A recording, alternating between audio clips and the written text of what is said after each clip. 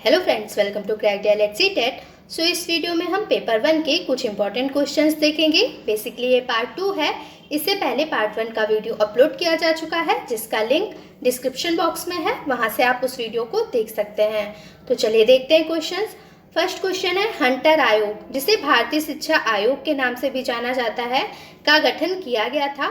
तो 1882 में हंटर आयोग का गठन किया गया था। क्वेश्चन नंबर 2, हंटर आयोग के समय वायसराय थे। तो हंटर आयोग के समय लॉर्ड रिपन वायसराय के रूप में कार्यरत थे। क्वेश्चन नंबर 3, हंटर आयोग की प्रमुख सिफारिशें क्या थीं? तो प्राथमिक शिक्षा हेतु हंटर आयोग की प्रमुख सिफारिशें निम्नलिखित थीं। नंबर 1, प्राथमिक शिक्षा का उद्देश्य व्यवहारिक जीवन से संबंधित होना चाहिए। नंबर 2, शिक्षा का माध्यम छात्रों की मातृभाषा होनी चाहिए। और नंबर 3, प्राथमिक शिक्षा का उत्तरदायित्व स्थानीय निकायों व जिला बोर्डों का होना चाहिए। नेक्स्ट क्वेश्चन है क्वेश्चन नंबर 4, माध्यमिक शिक्षा हेतु हंटर आयोग की सिफारिशें क्या थीं? तो माध्यमिक शिक्षा हेतु हंटर आयोग की निम्नलिखित सिफारिशें थीं। नंबर 1, माध्यमिक शिक्षा को भारतीयों को सौंपकर सरकार को इससे हट जाना चाहिए। नंबर 2, माध्यमिक शिक्षा के लिए भाषा का माध्यम अंग्रेजी होना चाहिए। नेक्स्ट क्वेश्चन है क्वेश्चन नंबर 5, व्यावसायिक शिक्षा की सिफारिश की गई थी। तो हंटर आयोग द्वारा व्यावसायिक शिक्षा की सिफारिश की गई थी। नेक्स्ट क्वेश्चन देखते हैं क्वेश्चन नंबर 6, हंटर आयोग के उद्देश्य थे। तो हंटर आयोग का गठन किस उद्देश्य किया गया था? नंबर 1, प्राथमिक शिक्षा की वर्तमान स्थिति का मूल्यांकन करना। नंबर 2, राजकीय शिक्षण संस्थानों की आवश्यकताओं का मूल्यांकन करना। नंबर 3, अनुदान नियमावली का मूल्यांकन करना। Next question number 7, Lord Curzon ने शिक्षा नीति प्रस्तुत की थी। तो 1904 में लॉर्ड कर्जन ने शिक्षा नीति प्रस्तुत की थी। क्वेश्चन नंबर 8, लॉर्ड कर्जन ने शिक्षा नीति को सरकारी प्रस्ताव के रूप में कब प्रकाशित करवाया था? तो 11 मार्च 1904 में लॉर्ड कर्जन ने शिक्षा नीति को सरकारी प्रस्ताव के रूप में प्रकाशित करवाया था। Question number 9, Lord Curzon Bharat के गवर्नर जनरल के रूप में कब नियुक्त हुए थे? तो 1889 में लॉर्ड कर्जन भारत के गवर्नर जनरल के रूप में नियुक्त हुए थे। क्वेश्चन नंबर 10, शिमला शैक्षिक सम्मेलन का आयोजन किया गया था। तो 1901 में कर्जन द्वारा शिमला शैक्षिक सम्मेलन का आयोजन किया गया था। क्वेश्चन नंबर 11, इस सम्मेलन में पारित किए गए प्रस्तावों की संख्या थी, यानी शिमला शैक्षिक सम्मेलन में पारित किए गए प्रस्तावों की संख्या कितनी थी? तो 150 प्रस्ताव पारित किए गए थे। नेक्स्ट क्वेश्चन नंबर 12, प्राथमिक शिक्षा से मेरा तात्पर्य जनसाधारण को मातृभाषा की शिक्षा देना है।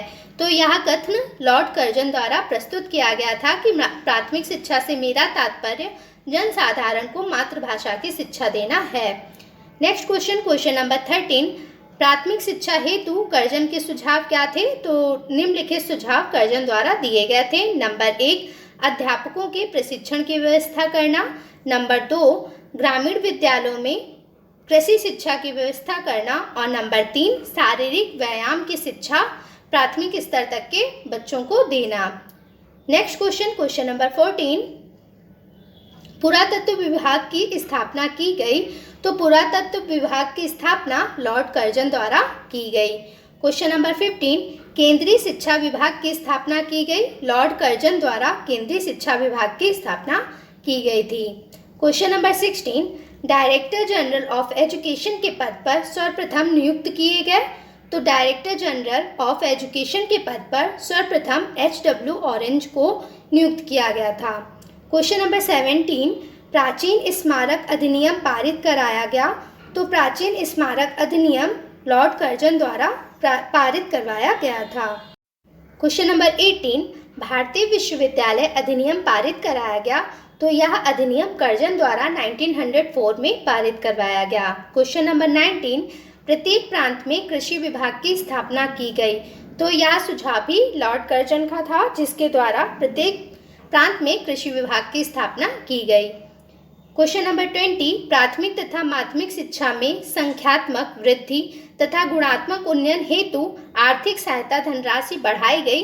तो कर्जन द्वारा प्राथमिक तथा माध्यमिक शिक्षा में संख्यात्मक वृद्धि तथा गुणात्मक उन्नयन हेतु आर्थिक सहायता राशि बढ़ाई गई थी।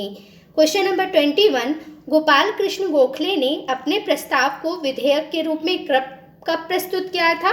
तो 1911 में गोपाल कृष्ण गोखले ने अपने प्रस्ताव को विधेयक के रूप में प्रस्तुत किया था।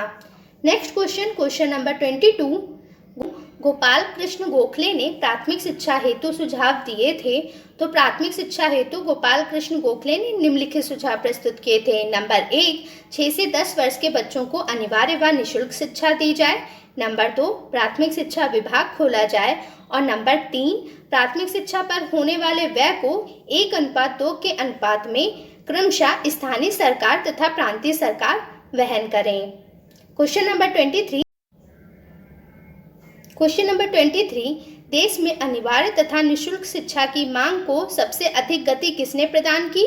तो गोपाल कृष्ण गोखले द्वारा देश में अनिवार्य तथा निःशुल्क शिक्षा हेतु सबसे अधिक जोर दिया गया था। क्वेश्चन नंबर 24, कोलकाता विश्वविद्यालय की जांच हेतु कोलकाता आयोग का गठन किया गया। तो 1917 में कोलकाता विश्वविद्यालय की जांच हेतु कोलकाता आयोग का गठन किया गया, जिसके अध्यक्ष के रूप में माइकल सैडलर थे। Next question, question number 25, Kolkata आयोग को अन्य किस नाम से जाना जाता है? तो इसको सैडलर आयोग के नाम से भी जाना जाता है, क्योंकि इसके अध्यक्ष सैडलर थे, इसलिए इस आयोग को सैडलर आयोग भी जाना जाता है। क्वेश्चन नंबर 26, विश्वविद्यालय शिक्षा हेतु सैडलर आयोग के क्या सुझाव थे? तो उन्होंने निम्नलिखित सुझाव दिए थे। नंबर 1, ढाका में एक विश्वविद्यालय की स्थापना की जाए। नंबर 2, बीए के पाठ्यक्रम की अवधि 3 वर्ष की जाए। नंबर 3, उपकुलपति की नियुक्ति वेतन के आधार पर की जाए। और नंबर 4, सीनेट के स्थान पर प्रतिनिधि कोड की स्थापना की जाए। तो ये सुझाव सैडलर आयोग ने विश्वविद्यालय शिक्षा हेतु दिए थे। नेक्स्ट क्वेश्चन है क्वेश्चन नंबर 27, कोलकाता विश्वविद्यालय को ऑक्सफोर्ड तथा कैम्ब्रिज विश्वविद्यालयों का रूप देने का प्रयास किया गया। तो सैडलर आयोग द्वारा कोलकाता विश्वविद्यालय को ऑक्सफोर्ड तथा कैम्ब्रिज विश्वविद्यालयों का रूप देने का प्रयास किया गया था। क्वेश्चन नंबर 28, बनारस विश्वविद्यालय की स्थापना की गई। तो 1916 में पंडित मदन मोहन मालवीय द्वारा बनारस विश्वविद्यालय की स्थापना की गई। क्वेश्चन नंबर 29, पटना विश्वविद्यालय की स्थापना की गई। तो 1917 में पटना विश्वविद्यालय की स्थापना की गई थी। Next question, question number 30, Lucknow, Aligarh तथा ढाका में विश्वविद्यालयों की स्थापना की गई। 1920 में लखनऊ, अलीगढ़ और ढाका में विश्वविद्यालय की स्थापना की गई। क्वेश्चन नंबर 31, वर्धा शिक्षा योजना या जिसे बुनियादी शिक्षा भी कहा जाता है कब प्रस्तुत की गई? 1937 में वर्धा शिक्षा योजना प्रस्तुत की गई थी। क्वेश्चन नंबर 32, बुनियादी शिक्षा को बेसिक शिक्षा तथा नई तालीम के नाम से भी जाना जाता है। तो वर्धा शिक्षा योजना या जिसे बुनियादी शिक्षा कहते हैं उसको बेसिक शिक्षा तथा नई तालीम के नाम से भी जाना जाता है। क्वेश्चन नंबर 33, बुनियादी शिक्षा का पाठ्यक्रम। तो बुनियादी शिक्षा हेतु पाठ्यक्रम क्या निर्धारित किया गया था? तो नंबर 1, आधारभूत कलाएं, जिसमें कृषि, कताई बुनाई, मछली पालन आदि की शिक्षा दी जाएगी। नंबर 2, मातृभाषा में शिक्षा दी जाए। नंबर 3, गणित। नंबर 4, सामाजिक अध्ययन। नंबर 5, सामान्य विज्ञान। नंबर 6, कला। नंबर 7, हिंदी। और नंबर 8, शारीरिक शिक्षा। तो ये पाठ्यक्रम बुनियादी शिक्षा हेतु निर्धारित किया गया था। क्वेश्चन नंबर 34, बुनियादी शिक्षा के सिद्धांत कितने थे? तो बुनियादी शिक्षा के मुख्यतः 6 सिद्धांत थे। कौन कौन से? नंबर 1, सबको शिक्षा। नंबर 2, आत्मनिर्भरता। नंबर 3, निःशुल्क व अनिवार्य शिक्षा। नंबर 4, समाज का विकास। नंबर 5, मातृभाषा का विकास। और नंबर 6, श्रम का महत्व। तो ये सिद्धांत बुनियादी शिक्षा के अंतर्गत दिए गए थे। Next question, question number 35, Sarvodaya समाज की स्थापना पर बल दिया गया। तो बुनियादी शिक्षा में ही सर्वोदय समाज की स्थापना पर बल दिया गया। क्वेश्चन नंबर 36, बुनियादी शिक्षा योजना की रूपरेखा या समयावधि थी। तो बुनियादी शिक्षा योजना की रूपरेखा या समयावधि 7 वर्ष थी। क्वेश्चन नंबर 37, बुनियादी शिक्षा में किस आयु वर्ग के बच्चों को निःशुल्क एवं अनिवार्य शिक्षा की बात कही गई? 7 से 14 वर्ष तक के बालकों को निःशुल्क व अनिवार्य शिक्षा की बात बुनियादी शिक्षा के अंतर्गत कही गई। क्वेश्चन नंबर 38, बुनियादी शिक्षा का आधार क्या था? तो बुनियादी शिक्षा को मातृभाषा में दिया जाना तय किया गया था। क्वेश्चन नंबर 39, हस्तशिल्प को शिक्षा में आवश्यक किया गया। तो हस्तशिल्प को शिक्षा में आवश्यक किया गया बुनियादी शिक्षा द्वारा। क्वेश्चन नंबर 40, वर्धा योजना या जिसे बुनियादी शिक्षा कहा जाता है कि असफलता के कारण क्या थे? तो निम्नलिखित कारण देखने को मिलते हैं। नंबर 1, योजना की व्यापकता का अभाव। नंबर 2, उच्च शिक्षा से संबंध न होना। नंबर 3, हस्त कौशलों पर अधिक बल दिया गया था। नंबर 4, कच्चे माल का अपव्यय। 5, समय व श्रम का अपव्यय। और नंबर 6, अध्यापकों की अनुपलब्धता। तो ये निम्नलिखित कारण थे जो कि वर्धा योजना की असफलता के कारण के रूप में जाने जाते हैं। क्वेश्चन नंबर 41, बुनियादी शिक्षा देन है। तो बुनियादी शिक्षा या वर्धा योजना गांधी जी की देन है। तो आप इसे याद रख सकते हैं। इस वीडियो में इतने ही क्वेश्चंस। होपफुली वीडियो अच्छा लगा होगा। वीडियो अच्छा लगा हो तो लाइक कीजिएगा, शेयर कीजिएगा और चैनल को सब्सक्राइब कीजिएगा। मिलते हैं नेक्स्ट वीडियो में। Thanks for watching.